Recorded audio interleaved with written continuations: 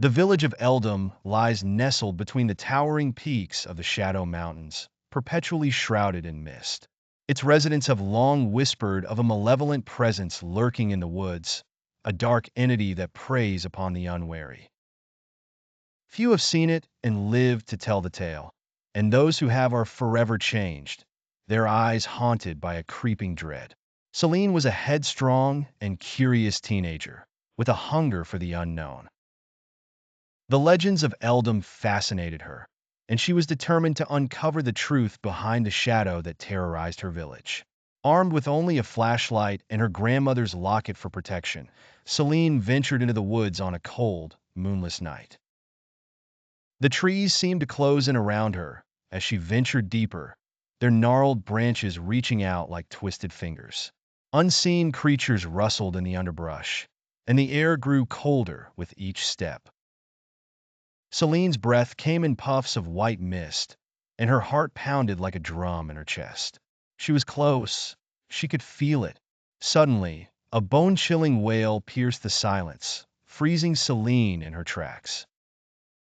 Her flashlight flickered and died, plunging her into darkness.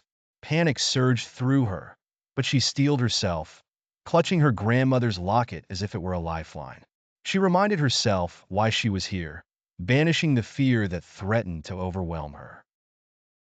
She continued forward, each step feeling like an eternity. The wail sounded again, closer this time, followed by the rustling of leaves and the snapping of twigs. Selene swallowed hard and pressed on until she reached a clearing bathed in an eerie, otherworldly light. At the center of the clearing stood an ancient stone altar, its surface etched with runes that seemed to pulse with a sinister energy. And there, hovering above it, was the shadow, a formless, writhing mass of darkness that seemed to devour the light around it. It had no eyes, yet Selene felt its gaze upon her, cold and unyielding. Gathering every ounce of courage, Selene stepped forward and held up her grandmother's locket.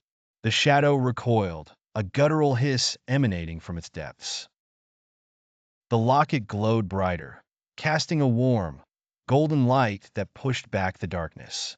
The runes on the altar flickered and dimmed, and the shadow shrieked in agony, its form dissolving into wisps of smoke. As the first light of dawn touched the horizon, Selene found herself back at the edge of the woods, the locket warm in her hand.